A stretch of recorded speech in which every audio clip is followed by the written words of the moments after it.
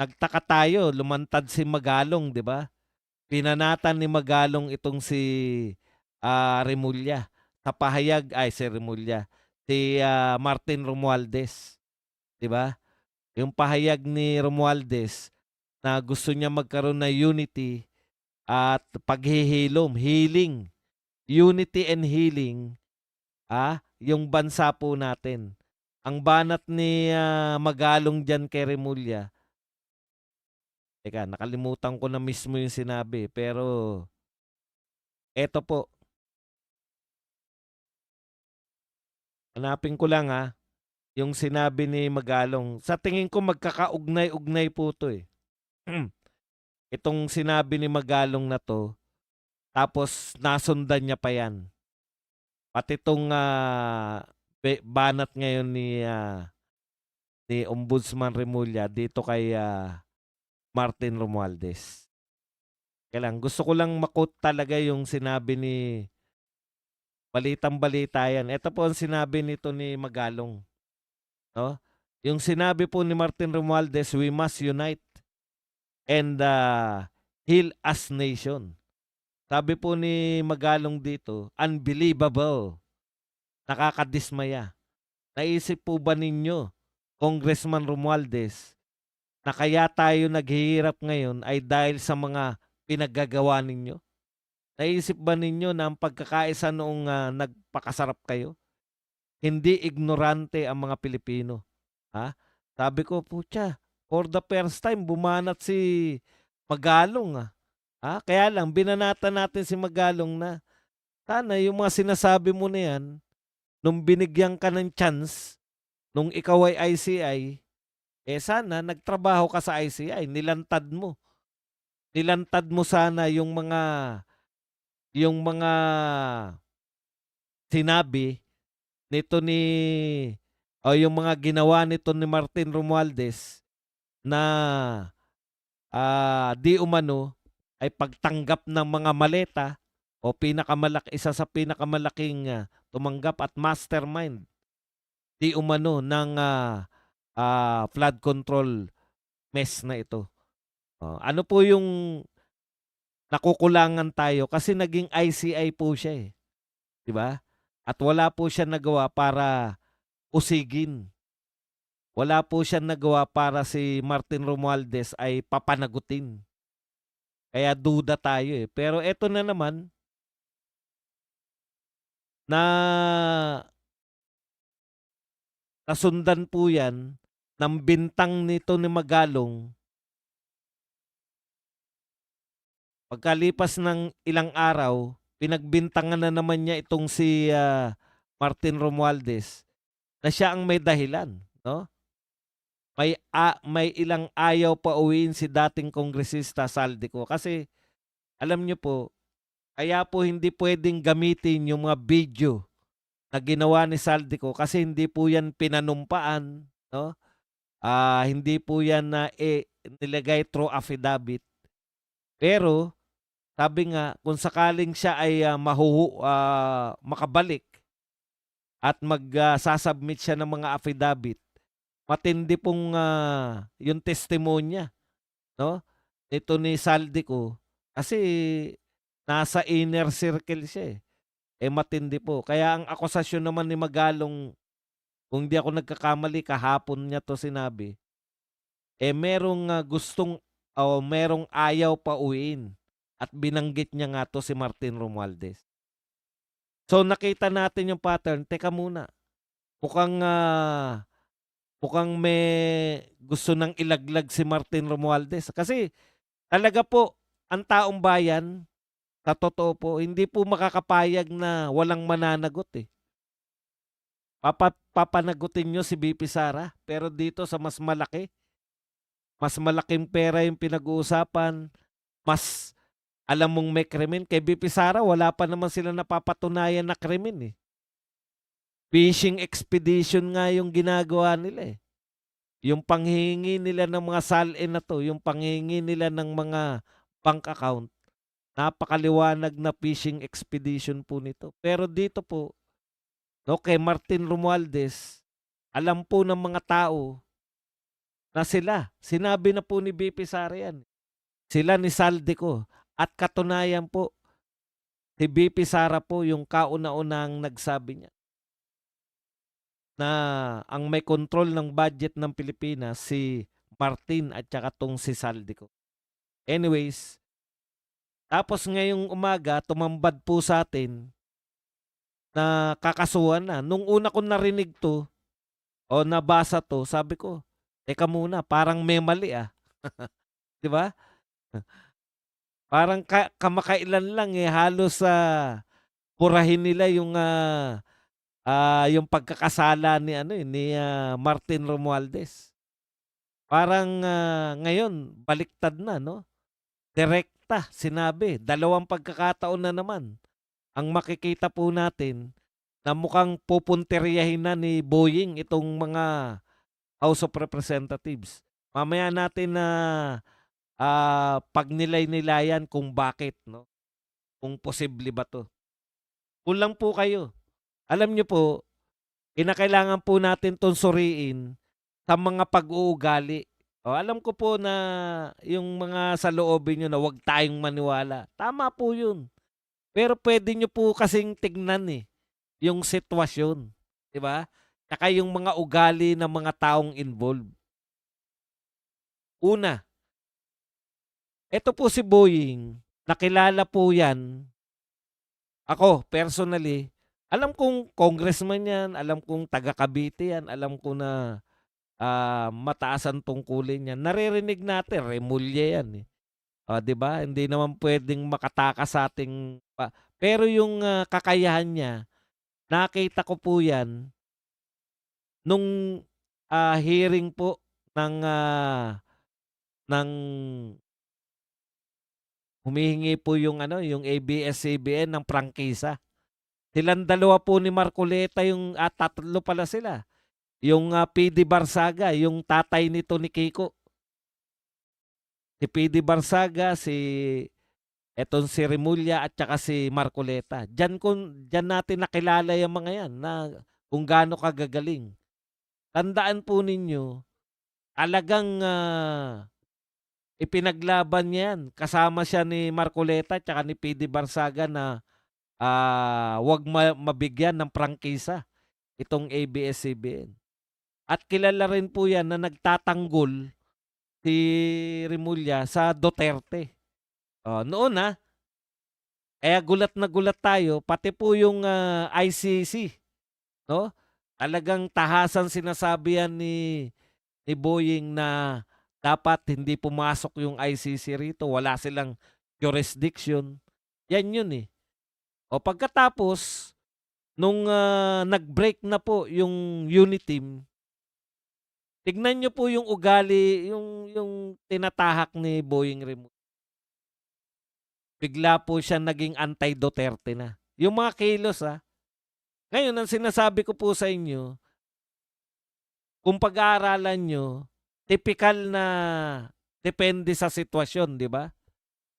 Pwedeng may tendency bang bumaliktad? Meron.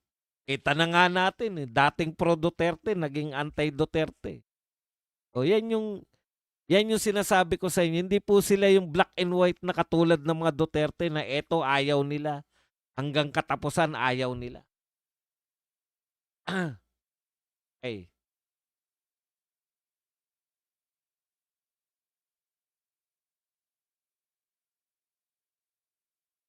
Teka muna. Nalito na ako. ICI tayo ICI yung pinag-uusapan natin na Okay, ngayon eto na po.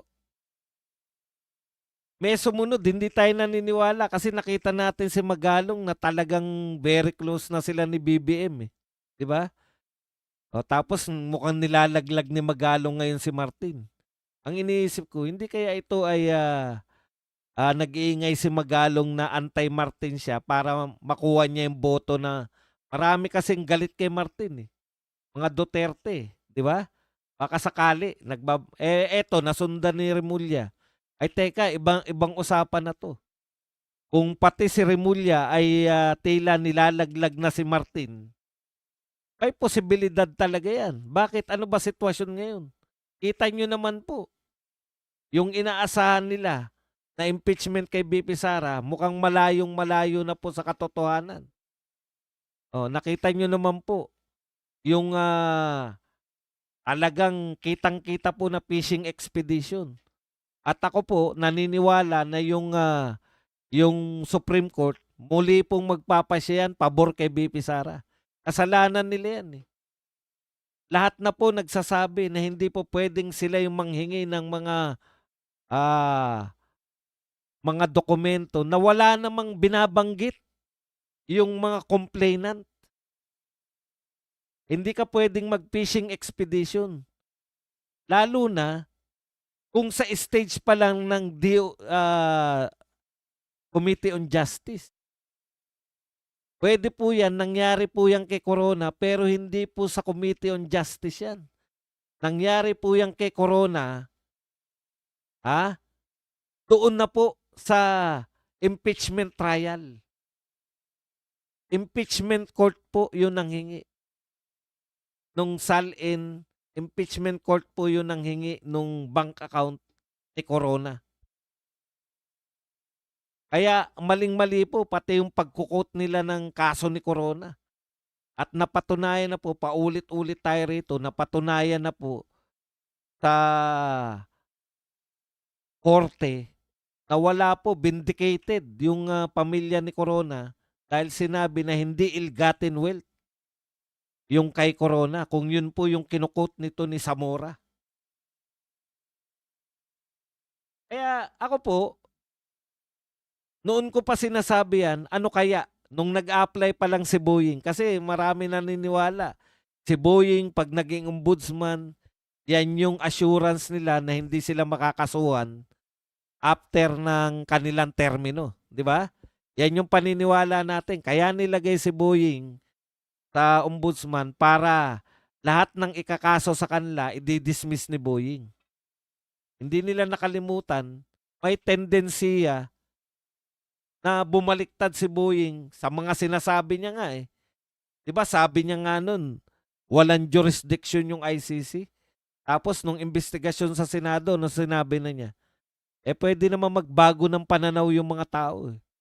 Oh, doon pa lang po sa jurisdiction na ICC, nagkaroon na siya ng pagbabago eh. Kaya titignan niyo po yung personalidad. Pwede ba yang baguhin? Pwede ba siyang maging matinong ombudsman kung gugustuhin niya? Kasi nariyan na po ang lahat eh. Parang nasa ano pa rin naman tayo, Lenten season pa rin. Tandaan po ninyo sino ba yun? Si Dimas ba yun? Yung magnanakaw na sa kahuli-huli ang pagkakataon nasagip niya yung sarili niya. Sabi niya, kung saan ka man pupunta, Panginoon, isama mo naman ako. Pwede po yun. Alam niyo po, wala po akong sinasabi na suportahan natin si Magalong. Wala po akong Huwag niyo po lituhin ang isip niyo. Ang sinasabi ko po, tila sa kampo po nila, kampo po ng administrasyon, tila nilalaglag na nila si Romualdez. Na unang naglalaglag si Magalong. Tapos ngayon, sinundan naman ni Boying Remulla.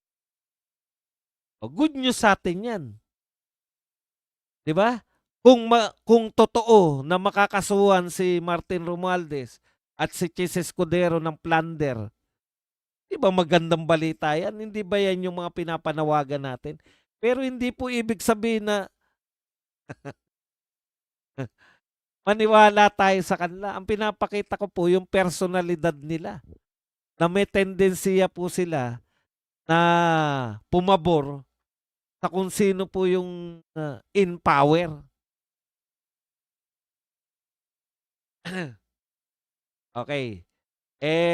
Kailan po nagaganap yan? Yung nakikita nila, malabo na tong tahak sa impeachment. Nawala na po ng nawala na po ng kumbaga yung init nung pagpupurso. Mismong mga mayor lang pinapalagan eh. Etong mayor ng Zamboanga na sinasabi na kalokohan. Imagine ninyo, Mga mayor, alam po, kalokohan lang yan. Yang ginagawa nila impeachment kay BP Sara.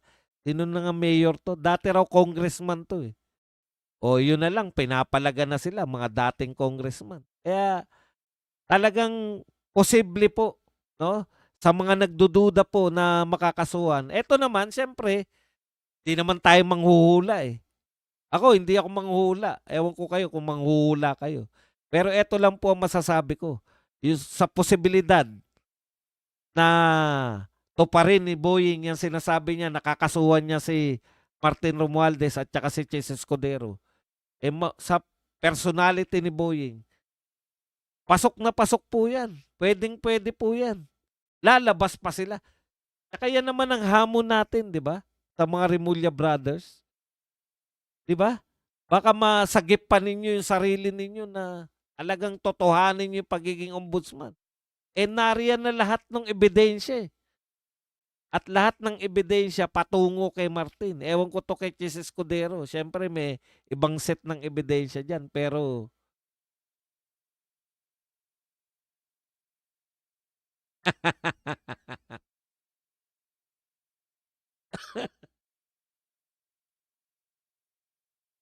ang ganda to sinasabi ni Jennifer. Pwede rin, di ba? Sa isang banda, baka nagpapadagdag, sabi ni Jennifer.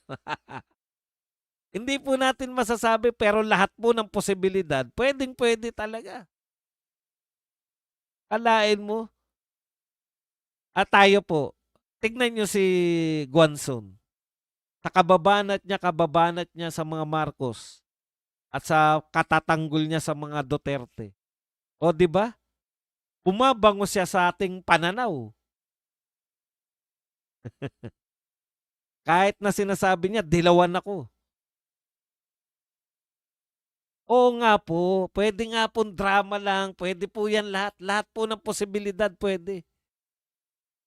Kung kasuhan nga, hindi ba tayo dapat matuwa? Di ba yan yung panawagan natin? Kayo naman, no? May tendency nga sila eh. May tendency nga nilang baliktarin yung mga sinasabi nila. Yung mga pinapaboran nila, may tendency. Hindi tayo nagtitiwala, pero magandang senyales ito na hindi kasolid ng tingin natin. Yung mga supporter nito ni BBM, hindi yan kasing solid ng iniisip natin. May tendensiya po yung mga yan na bumaliktad anytime. Yun lang po yung punto ko ron. Pero hindi naman natin sila inaasahan eh. Magiging presidente naman si BP Sara. Kahit po hindi nila gawin yung mga yan. Iba naman po yung dynamics ng pagiging presidente ni BP Sara. Hindi po apektado. Yung mga supporter po ng mga Duterte, intact na tayo eh. Wala na pong sasabihin yung mga kalaban natin na makakapagbago pa ng isip natin. Ano mang paninira nila kay BP Sara, si BP Sara na yung iboboto natin. Pwede naman nagdadrama lang sila. Di ba? Sabi nga no isa, nagpapadagdag lang ng maleta. Pero pwede rin naman kasuhan. At maging bida sila. Ako, matutuwa talaga ako. Pag nakasuhan yan, yan lang ang pangarap natin, magkaroon ng kaso yung mga. Alam niyo yun, yung pilit nilang isasalba ang lahat. Kung nautusan na yan, sige, hindi natin kayang iligtas yan si Martin. Gawin nyo na ang dapat gawin. Wala talaga eh, mahirap pong iligtas si Martin. Okay, at magdidiwang tayo pag kinasuhan yan. Yeah, ganun po ang politika po sa mga ngayon lang po kumbaga ngayon lang tayo nakapasok sa politika na masyado. Hindi po ideal ang politika. Hindi yung kakampi mo nun, hindi yung kalaban mo nun, mananatiling kalaban. Yung kakampi mo, mananatiling kakampi. Si Tolentino na lang nga eh. Naman po nananalo yan. Eto hindi ko alam, kung ano na yung kalagayan ni Pare 4, kung atin pa ba yan o hindi. Imagine, yang mga tao po na yan, Pare 4 at saka yan si Tolentino, hindi po mananalo yan kung hindi po in-endorse yan ni Tatay Digong. Ganun lang po yun.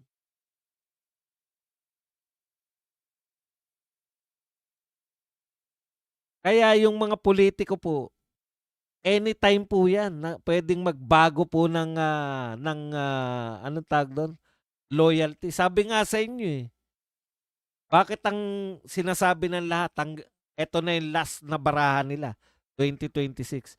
Dahil 2027, magpaparamdam na yan kay VP Sara na kampi kami sa'yo, VP. Tatapusin lang namin 'tong, mananalo lang kami sa 2028, pero babaliktad kami sa inyo. Dito po, ang mga politiko po rito, lalo na yung mga congressman, wala po akong nakita rito na nanatili yung mga congressman na hindi kaalyado. Kaalyado ka man, kalaban ka man, pagdating ng kung sino nanalo, sa kanya yung majority ng congressman.